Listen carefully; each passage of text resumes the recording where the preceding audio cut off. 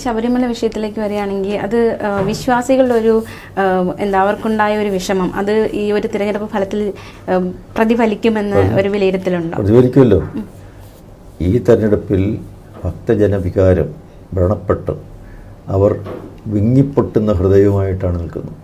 കാരണം അവിടെ എല്ലാമായ ആ ശബരിമല അയ്യപ്പൻ്റെ സ്വർണ്ണപ്പാളികൾ നഷ്ടപ്പെട്ടു.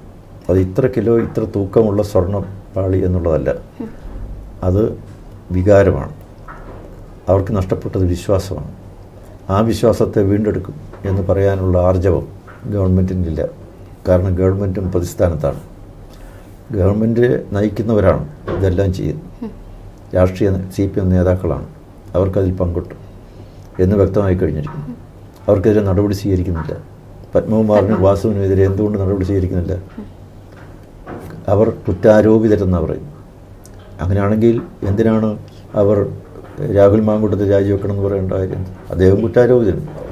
KM മാണി പണ്ട് ഇവിടെ ബാർക്കോഴ വിഷയത്തിൽ എന്തിനാ രാജിവെക്കാൻ ഹർത്താൽ നടത്തി ബന്ദ് നടത്തിയവരാണ്.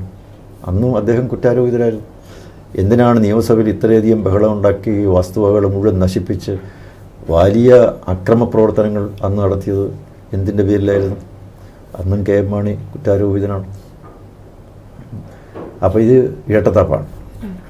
കുറ്റാരോപിതം എന്നുള്ളത് ഇത്രയും വലിയ കൊള്ള നടത്തി 4-5 കിലോ സ്വർണം കാണാതായി, അത് അടിച്ചു മാറ്റി മോഷ്ടിക്കപ്പെട്ട് തന്മൂലമുണ്ടായ ഒരു വലിയ വേദനയോടുകൂടി ഇവിടെ കഴിയുന്ന കോടിക്കണക്കിന് ജനങ്ങളുടെ മുമ്പിൽ അതിൻ്റെ ജയിലിൽ കിടക്കുന്നയാൾ കുറ്റാരോപിതനാണ്, അതുകൊണ്ട് നടപടി സ്വീകരിക്കില്ല എന്ന് പറഞ്ഞാൽ ഇതാരോടായി പറയുന്നു? അപ്പോൾ കുറ്റത്തിനെ കൂട്ടു നിൽക്കുകയാണ്, കുറ്റവാളിക്കൊപ്പമാണ്, കുറ്റകൃത്യം ചെയ്തവരോടൊപ്പമാണ് CPM. ഇവിടെ കോൺഗ്രസ്സും അത് തന്നെയാണ്. കോൺഗ്രസും കുറ്റകൃത്യം ചെയ്തയാളുടെ കൂടെയാണ്. അവരെന്തുകൊണ്ട് പാർട്ടിയിൽ നിന്ന് പുറത്താക്കുന്നില്ല? രാജിവെക്കണമെന്ന് എന്തുകൊണ്ട് ആവശ്യപ്പെടുന്നില്ല? അപ്പോൾ രണ്ടു കൂട്ടരും ഒരേ തൂവൽ പക്ഷികളാണ്. രണ്ടുപേരുടെ നയം ഒന്ന് തന്നെയാണ്. രണ്ടു കൂട്ടരും സ്വതന്ത്രമായ ആദർശാധിഷ്ഠിതമായ രാഷ്ട്രീയ പ്രവർത്തനത്തിന് തീരെ കളങ്കമുണ്ടാക്കിയവരാണ്. അവസാനമായിട്ടൊരു ചോദ്യം കൂടി, അതായത് ഇത്തവണ നിയമസഭയിൽ താമര വിരിയുമോ എങ്ങനെയാണ് പ്രതീക്ഷ? ശരി, സംശയം എന്താ? വിരിയ മാത്രമേ ചിലപ്പോൾ കേരളം ഭരിച്ചൊന്നുമിരിക്കും. ശുഭപ്രതീക്ഷയിലാണ്. ശുഭപ്രതീക്ഷയാണ്. എന്തൊക്കെയായിരിക്കും BJP അതിലേക്ക് നയിക്കുന്നത്, ആ ജയത്തിലേക്ക് നയിക്കുന്നത് എന്തൊക്കെയായിരിക്കും? കാരണമല്ല, രണ്ടും മടുത്തതാണ്. LDF UDF ജനങ്ങൾ മടുത്തു. 67 വർഷം കൊണ്ട് കേരളത്തെ മുടിച്ചവരാണ്.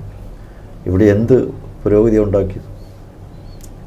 എന്തെങ്കിലും മാറ്റം ഭാരതത്തിൽ ഉണ്ടാക്കിയിരിക്കുന്ന മോഡി സർക്കാരാണ്. ആ മോഡി സർക്കാരിൻ്റെ ജനക്ഷേമ പദ്ധതികളും വികസന പരിപാടികളും കേരളത്തിലേക്ക് കൊണ്ടുവന്ന് കേരളത്തെ രക്ഷപ്പെടുത്താൻ ഇന്ന് BJP NDAക്ക് കഴിയും. ഒരു ഡബിൾ എഞ്ചിൻ സർക്കാരാണ് ആവശ്യം. ഇപ്പോൾ പൊതുവെ നിൽക്കുന്ന ഒരു ആരോപണമാണ് CJP, അതായത് CPM BJP ഒരു കൂട്ടുകെട്ടുണ്ട് എന്ന രീതിയിൽ. അതിനോട് താങ്കളുടെ ഒരു പ്രതികരണം? അത് BJP CPM കൂട്ടുകെട്ടാണെന്ന് കോൺഗ്രസ് പറയും. കോൺഗ്രസ്സുകാർ പറയും CPM-ഉം BJP-യും തമ്മിൽ കൂട്ടുകെട്ടാണ്. കോൺഗ്രസ്സുകാരങ്ങനെ പറയും, CPM-കാരിങ്ങനെ പറയും. അവർ രണ്ടുപേരും ഒരേ ഒരു ആഗ്രഹമുള്ളൂ, BJP ഒരിക്കലും രക്ഷപ്പെടരുത്, BJP-യെ തോൽപ്പിക്കണം. അതിനല്ലേ ഇന്ത്യ മുന്നണി ഉണ്ടാക്കിയിരിക്കുന്നത്. അവർ രണ്ടുപേരും തോളത്ത് കൈയിട്ട് ഒരുമയോടെ സഹോദരങ്ങളായി ഈ ഇന്ത്യൻ രാഷ്ട്രീയത്തിൽ പ്രവർത്തിച്ച് വരുമ്പോൾ കേരളത്തിൻ്റെ അതിർത്തി ഇങ്ങോട്ടേക്ക് കടന്ന് ഉള്ളിലേക്ക് കയറുമ്പോൾ മാത്രം എന്ത് ഈ ശത്രുത കാണിക്കുന്നതിനാണ്? ഇപ്പോൾ കഴിഞ്ഞ തെരഞ്ഞെടുപ്പ് ബീഹാറിലും അവരൊരുമിച്ചല്ലേ, തമിഴ്നാട്ടിൽ അവരൊരുമിച്ചല്ലേ, കർണാടകത്തിൽ ഒരുമിച്ചല്ലേ? എന്താ കേരളത്തിൽ ഇങ്ങനെ ഒരഭിനയം എന്തിനാണ്? കാപട്യം. സത്യസന്ധത വേണ്ട രാഷ്ട്രീയത്തിൽ. ആദർശ രാഷ്ട്രീയം രണ്ടു കൂട്ടർക്ക് നഷ്ടപ്പെട്ടു. രണ്ടുപേരും ഈ അതിർത്തി വിട്ടാൽ കൈകോർത്ത് പിടിക്കുക, കെട്ടിപ്പിടിക്കുക, ഇവിടെ വരുമ്പോൾ അഭിനയിക്കുക. ഇതൊക്കെ ജനങ്ങൾക്ക് മനസ്സിലാവും. രണ്ടു കൂട്ടരും തമ്മിൽ ഒരു വ്യത്യാസമില്ല. ഒരേ സാമ്പത്തിക നയം, ഒരേ വിദ്യാഭ്യാസ നയം, ഒരേ കാർഷിക നയം, എല്ലാ നയം അവരൊരുന്ന് തന്നെയാണ്. മോഡി എതിർക്കുന്ന കാര്യം, ഏത് കാര്യത്തെയും മോഡി എതിർക്കുന്ന അവരൊറ്റക്കെട്ടാണ്. ഇപ്പോൾ സമഗ്ര വോട്ടർ പരിഷ്കരണം വന്നു, എതിർക്കുകയാണ്. GST വന്നു, എതിർത്ത്. ഏതിനെ എതിർക്കുകയാണ്? PM ശ്രീ വന്നു, എതിർക്കുക. എല്ലാം എതിർക്കുകയാണ്. ഇപ്പോൾ തൊഴിൽ കോഡ് വന്നു, എതിർക്കുകയാണ്. അവർ രണ്ടുപേരും വരണല്ലേ, ധാരണ അവർ തമ്മിലാണ്. പക്ഷേ കോൺഗ്രസ് ആയാലും CPM ആയാലും ഒരു വ്യത്യാസമില്ല. ഇപ്പം രണ്ട് കൂട്ടർക്കും എതിരെ വലിയൊരു ജനവികാരം ഇന്ന് കേരളത്തിലുണ്ട്. അത് ഭാരതീയ ജനതാ പാർട്ടി NDA ആണ് ആ ഒരു വലിയ വിഭാഗം ജനങ്ങളുടെ വക്താക്കൾ. ആ ജനാഭിപ്രായം സ്വരൂപിച്ചുകൊണ്ട് ജനമനസാക്ഷി ഉണർത്തിക്കൊണ്ട് LDFനും UDFനും എതിരെ വലിയൊരു ജനശക്തിയാണ് കേരളത്തിൽ ഉയർന്നു വരുന്നത്. അതിനെ തടയിടാൻ CPMനും കോൺഗ്രസിനും സാധ്യമല്ല.